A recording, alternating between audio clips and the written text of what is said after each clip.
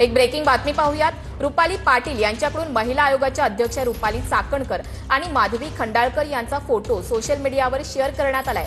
चाकणकरांशी काही संबंध नसल्याचं स्पष्टीकरण माधवी खंडाळकर यांच्याकडून देण्यात आलं होतं। मात्र चाकणकरांच्या सांगण्यावरून माधवी खंडाळकर या आरोप करत असल्याचं रुपाली पाटील यांचं म्हणणं आहे। रुपाली पाटीलच्या बहिणीनं मारहाण केल्याचा खंडाळकरनं आरोप केला होता।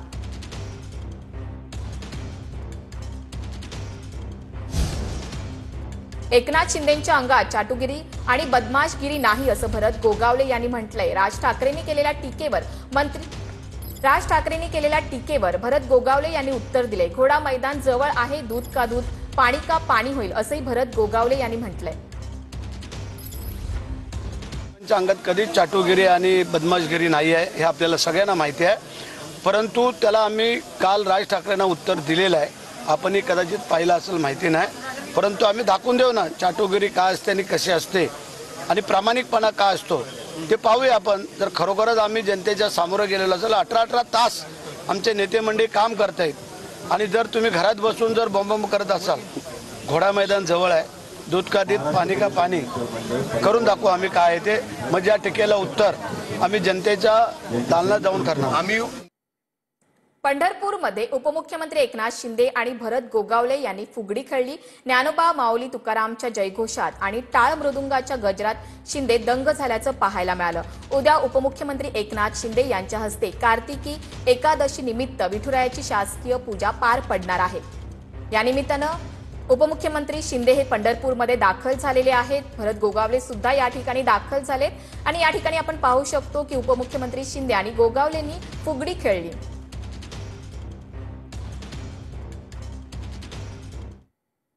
पंजाबमध्ये उपमुख्यमंत्री एकनाथ शिंदे यांच्या स्वागताचे बॅनर झळकलेत। एकनाथ शिंदेंचा पंजाबमध्ये बाबा नामदेव पुरस्कारानं सन्मान होणार आहे।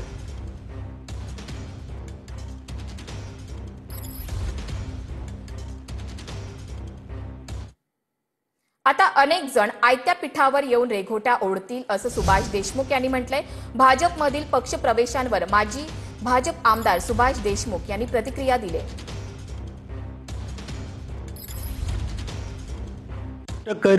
भारतीय जनता पक्षाचा कार्यकर्ता आहे मी।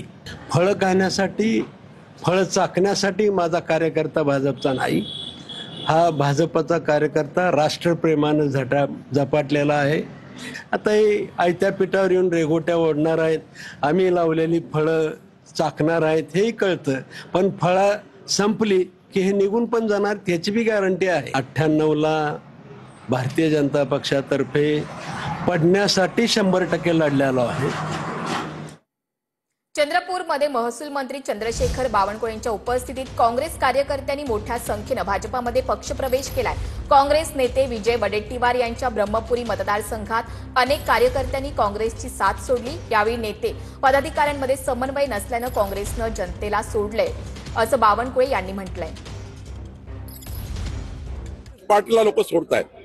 आज बंटी भांगडियाजी, अतुल देशकरच्या नेतृत्वामध्ये 600 काँग्रेस कार्यकर्त्यांनी सोडलं काँग्रेसला। कारण काय, काँग्रेस पार्टीमध्ये कोणी नेता एकामेकाला सहन करत नाही।